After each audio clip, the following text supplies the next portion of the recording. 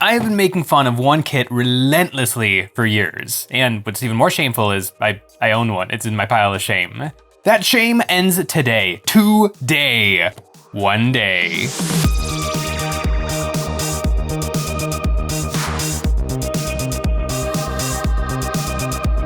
My 2 previous attempts to finish a knight in 24 hours are holding up my timer. My Cerastus Lancer, I got done by the skin of my teeth, and actually, I didn't get my little Imperial Knight done in 24 hours, but 3rd time's the charm. I'm a year faster and hopefully a year better at building these titans. It's time to get to work. Breaking open this big box of knightly goodness, it's a lot of sprues and a lot of bits. Usually the number of guys a box builds determines how many parts the kit contains, but this is one guy, and it takes hundreds of parts to build him.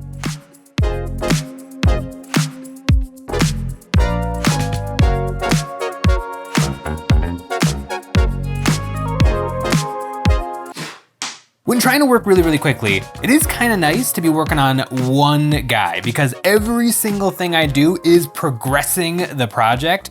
However, it's an Imperial Knight. It is really big, but I feel like 40 minutes in and I'm working on his butt. It's not bad.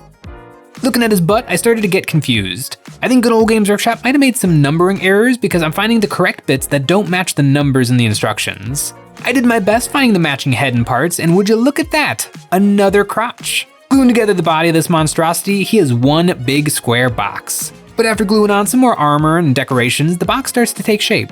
For speed, I use super glue for everything, and ultra thin super glue to seep in between the panels for some added strength. Of all the knights I've built, the Knight Dominus is one of them. He's just a little bit bigger than the normal Knight Questoris and quite a bit bigger than the Knight Cerastus. I think I'm making really good time. Just past the 3-hour mark and I got the legs, I got the body, I got some of the weapons done, and now I gotta make some decisions about the weapons. And this is another spot where the Knight Dominus kit really annoys me, or I guess the rules for it really annoy me, because the guns I want are locked not to the kit, but to the name. I can bring a Knight Castellan or a Knight Valiant, and they come with their arm guns like pre-decided. But there's 4 different arm guns. There's the Volcano Lance, there's the Mega Plasma, there is the Harpoon, and there's the Ultra Mega Flamethrower. And in a perfect world, I can take the Flamethrower, which isn't even good, but I wanna take it because it's a giant flamethrower, and I would like to take the Plasma Gun, but I can't. Those are locked to 2 different knights. I mean, I'm gonna magnetize it all, but I might as well not because I still have to take the guns I have to take. But I just want a big flamethrower. Let's see how many shots my flamer gets. Well, hopefully I got the bad rolls out of the way now. And these schnazzy dice are from today's sponsor, the Baron of Dice. The Baron of Dice create the best dice in the world. They are heavier, bubble-free, and precision engraved to look their best. No matter what army you collect, the Baron of Dice has got you covered. My Baron of Dice collection includes Knights Templars dice for my Black Templar army and Reincarnate dice for my Glam Rock Dark Eldar. It's not just cool designs that make Baron dice so special, it's also the variety. With many different design options to choose from so you can find something that perfectly matches your army. They also have different sizes of dice. For my Horde of Tiny Skaven, I have Bubonic Rat dice in tiny 12mm size, while my friend Sean got square-cornered matte finish 16mm Cursed Vampire dice for his Soulblight Gravelord's army for a more regal aesthetic. And they even have dice for other wargames as well, with officially licensed dice sets for Infinity and Conquest. In addition to hundreds of beautiful dice, the Baron of Dice also has lots of other accessories like plush-themed dice bags, dice cups, and graphic stickers, all perfectly suited to take your armies to the next level. Baron of Dice makes the very best themed dice, and if you want to get rolling for yourself, you can use our code EonsOfBattle10 to get 10% off. And that code is good for an entire year, so whether you want to put the final cherry on top of a finished army like me and my Ogre Maw tribes, or you want to get yourself something fun to motivate you to finish or even start your army like Nick and his Gloomspite gets, accept no substitute. I want to build the Knight Valiant today, but I want to leave myself the option of switching him to the Knight Castellan if I want to start doing better in my game, so that's going to need some magnets. I dremeled out his arms, making the pins and the stumps for a 2mm by 6mm magnet. And for the other end, I dremeled a hole bigger and threw in some sprues so that it'd give me something to glue onto, and I dropped in my magnet. By the power of the Emperor, the magnet held on, and I locked it in place permanently with some baking soda and lots of super glue. This magnetization ate up a lot of my time, but it's still early. I have all the time in the world. Boom! Top 10 easiest things I've ever done. No, it was really hard to get the magnets in there, but at least I only have to do it this once. And then one more time when I want to do the other guns. But now it is coming time to pose this sucker. And the pose is probably one of my least favorite things about this guy, but I got some ideas. The Knight Dominus right now is very much like a static robot pose with his two little guns sticking out the sides, that's how he is out of the box, but I'm trying to sell him in my brain as like a gunslinger because he's the knight with the most guns. So I'm thinking I want to get something a little bit more dynamic, like maybe a Commander Riker foot up on something, kind of twisting like he's just whipping around to take a shot at something. Really, what it's gonna boil down to is where his feet go. And to know where his feet go, I need to know the base. And to know what the base looks like, I need to build the base. So I think it's time to build the base. The theme I have going for my big stompy robots is that they're stomping their way through a battlefield. So I need to bring a little of that battlefield to the massive 170mm oval base. I took a piece of my trench terrain, which is available at EonsOfBattle.com, and got to work cutting it out. I moved to my garage for this so I can use my scroll saw, which carved right through the resin like butter. I love my scroll saw. Now that I have as much trench as I need, I use my belt sander to grind it down. I wanted the trench sunken into the battlefield, so after a few minutes of my power tools, I had it properly destroyed. The heavy machinery has gotten me to here, but the next step is really building up the height of this base, and that is going to make the biggest mess in the entire world. And this table is actually kind of clean, and I kind of want to keep it kind of clean, so I know just where to move. I'm at Nick's desk, I'm sure he won't mind. It'll be nice to leave the mess here so that I can actually be a little bit quicker building the rest of the night. And I'll come back and clean his desk up. We'll see. I used hot glue to stick down my trench permanently, and now I need to build up a lot of material really quickly, and that means cork. So much cork. I used 1/4-inch cork and 1/2-inch cork as much as I could and as fast as I could. I'm recreating Earth, so I can afford to be a little sloppy, and the slop will just add to the realism. Speaking of slop, I need to fill in all the gaps and smooth out the cork ground, and for that, I'm gonna use kitty litter. I've done this on quite a few of my larger bases, and it's worked out great. After sprinkling these light little granules, I dumped ultra-thin superglue over them, which soaks in and turns them into hard resin. This process is a little nasty and it kicks up a lot of superglue fumes, but it works quick. In no time, I had my ground, and I did just a little bit of gap filling with milliput in small cracks. Then I lathered it up with some texture paste to further smooth out the ground, and I got exactly what I wanted in record time. Yeah, there's some kitty litter stuck in there, but that's okay. It is very well trapped.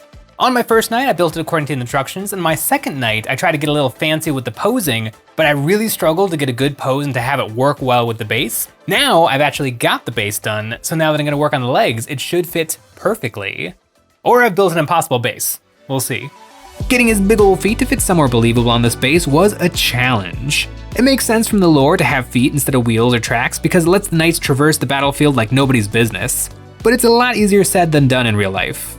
I had to lengthen his feet with some plastic card to get his lower half to fit properly and repose a few toes, but it was doable. The biggest issue was the pistons that live between his feet and legs. These come from Games Workshop with specific lengths. I need them though at other lengths, so I had to shorten a few by a lot and lengthen a couple, but after way too much time, I got him standing. According to the lore, and there's very little lore on the Knight Dominus, they are the bigger, betterer knights, but they're not bigger or better in a more interesting way. The Knight Lancer is really cool because it's a different knight, but it's made to suit its purpose. It's got longer legs, it's got a smaller body, it's got longer arms, which makes sense on a knight that's supposed to be really fast and stabbing things. But on a knight to have more guns, basically the only lore of this guy is he's got 2 reactor balls for twice the power. And what does he do with all that incredible power? He can have extra rocket launchers on his back. Something that doesn't require extra power. He can have a flamethrower that feeds from tanks and has nothing to do with his extra reactor ball. It's kind of like an Oreo cookie. Like a real Oreo cookie is the perfect ratio of cream to cookie, but you start to mess with it. Like the double stuff, sometimes double stuff can work, sometimes it hits the spot, but the mega stuff is absolutely disgusting. The Knight Dominus is the mega stuff knight.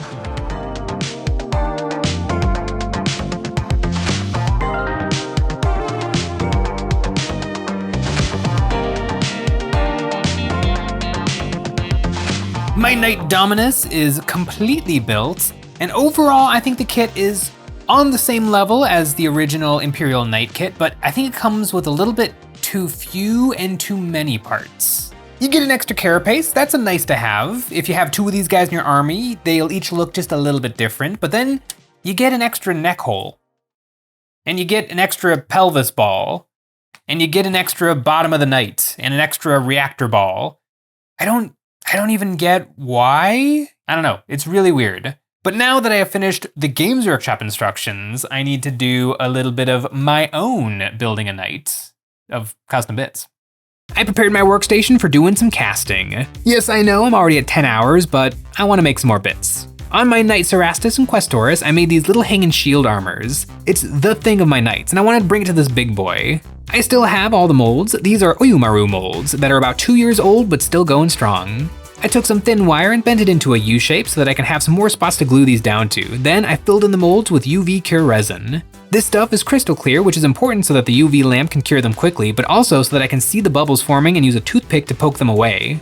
After a minute or two under the lights, these armors are rock hard and as good as a Japanese children's toy can be. I have 2 different sizes, a big and a small, and I put the small ones along the shoulder and the big ones in his armpit gaps. I love how this looks, a knight with even more armor. Flipping the carapace over, it doesn't look great on the inside, but no one was ever gonna see the inside anyway. The armors are hanging and they're looking great. I've been poo-pooing this guy a lot, but it is kind of a fun experience working on a knight I've never worked on before, and I really need the practice. And he's all done. He's ready for painting, and I'm not even halfway through with my time. I mean, I'm pretty close to halfway through, but not quite there yet. I have been staring at this gray plastic beast for 10 hours straight, and now he's finally getting some paint on him. Right now, I'm feeling pretty hopeful that I can knock this guy out today. One of the things I would like to improve on with this 4th attempt at painting an Imperial Knight is his nude body, his under armor. It's 50% of the knight, but I feel like I can never quite get it looking right, so I got some new ideas. His under armor is the other half of the knight, but until now, it's mostly been an afterthought. I started out with a zenithal of a mid-tone gray. He is a chunky boy, so this brings out a lot of the details in him. And speaking of those details, I want to give him a wash, but a black wash wouldn't do anything. I want brown in the recesses, so I mixed some paint with some flow improver and gave his nude body a rub down, spraying it on with the airbrush and wiping it off the raised areas with a damp paper towel. Now to do some proper painting, I mixed up some blue grays that matched the airbrushing I did and got to work edge highlighting. I dry brushed everywhere with a mid-tone gray so that everything was brighter but not too bright. I wanted skeleton looking good but not to steal focus from the armor and weapons. I did another round of dry brushing with a lighter gray, focusing on the spots that would catch the light. Then I thinned down some occultist cloak speed paint to make some shadows, slobbering this onto the model and using a damp paintbrush to blend this in. This paint is transparent, so it tints the paint darker and desaturated without covering it up. I really like how the metal is looking, and for the not cold steel parts, I decided to go for brass. I started with a yucky brown color and worked it up to a light yellow tan, wet blending and stippling in the middle to get a gradient. The brass is looking a little better than the steel to me, so I picked up some spots to do some real highlighting, painting these in a stippling motion to force in some reflections. Is a speed challenge the time to try some non-metallic metal? Probably not, but I'm gonna do it anyways. I worked back and forth highlighting the steel and painted brass until I feel like his body was really singing, and maybe it's been singing in the rain, which would cause some rust. I made up a rusty wash and dripped this here and there on his joints and rivets. This pop of saturated color does a lot to add interest to his body. I've played against Imperial Knight armies a few times in my 40k career, actually all 3 times at tournaments, and I think in 10th edition, they're in kind of a tricky spot. In my opinion, if Games Workshop wanted to make knights more interesting, they would actually tune down the stat line of the knights, but give them more abilities to do things. If Games Workshop wants a free idea, I would say make a rule, call it whatever, knightly orders. But the rule would be that each knight, once per battle, can perform a free move, a free shoot, or a free charge, and a free charge. That way, your opponent has to sweat wondering what you're going to do. Your models are objectively better, but they don't necessarily just crush. They just have a lot more opportunities to do things. And that is what's kind of lacking when you play the knights, because you've only got a couple of models, your turns move so quick because there's just not that much to do. Next up, the guns. The Mega Flamethrower will be just the thing for torching Nick's Blue Orcs and Sean's Imperial Guard. I really like how the metal and brass looks on the body, so I decided to bring it to the gun, pushing the highlights more towards yellow, doing a little sponging for texture, and using Cadian Flesh Tone Wash to make the shadows more saturated orange. And after that, the Harpoon. This thing is an utterly ridiculous weapon, but it's a lot of fun. I made the spool brassy, and these little balls on the side I decided were green lights. I don't know what they mean, but maybe they're showing off that there's only 2 shots of propellant before it runs out. And speaking of propellant, I painted the tanks red with some speed paint, giving them and the hook a Null Oil wash, and then doing some scribbles of yellow to make the warning labels. This weapon is one of the most powerful in 40k, but it does have a 1 in 6 chance of missing. His body is all done, his weapons are all done, and my time is almost done, which is making me a little bit nervous because the next step is the armor. And the armor is why I wanted to paint this guy in the first place, because in March, something amazing happened. This year, I finished painting this model, Stompy, the Reaver Titan. He is easily my favorite miniature in my collection. He is glorious. And this year, I entered him in Golden Demon for fun. I had no intention of placing or winning. I just wanted to see him in the case. I wanted to let people get a good look at him. And I wanted to watch the Games Workshop people deal with his incredible girth. But crazily enough, he was awarded a commended entry. He was in the running for a Golden Demon. And I actually didn't stay for the final day of Adepticon, and so I wasn't taking part in the judging, and so I asked for him back, which disqualified him. There's a chance. There's an alternate universe where Stompy got a Golden Demon. This pile of Forge World is a Warhound Titan, and I know what it took to make Stompy, and I know it was a lot of work, but like 300 hours or so of work and painting went into making him this good and getting this award. I could do it again. And the Warhound isn't even as big. If I put like double the amount of time from Stompy into a Warhound, I think I would have a really, really good shot. If this video gets 15,000 likes, then it might be time to break out the ultrasonic cleaner and the epoxy and the hours and hours of mold line scraping and make it happen.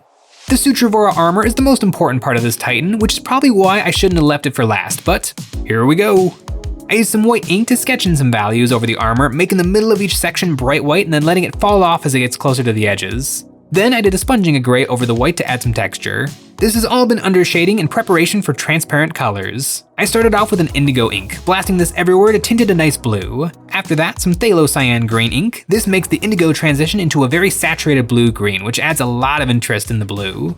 I used some Black Templar contrast paint to darken all the armor and some Leviathan blue to bring back a little color saturation. Now the armor is a deep dark navy.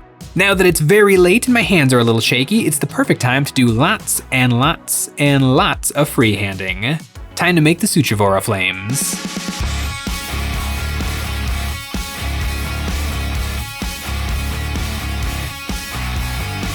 After the flames burned me out, I had to pick out all the trim, and I have so little time left, I cheated a little. I mixed gray into the steel so I don't have to repaint these parts to get some value.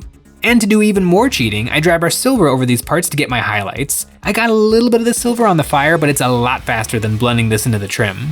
I finally got to glue them together, and he is getting so close. After I was done painting the flames, I looked at the fire and I didn't recognize it because I painted it on autopilot so hard. Oh, I'm so tired, but he's so close, which is good because I've only got an hour left.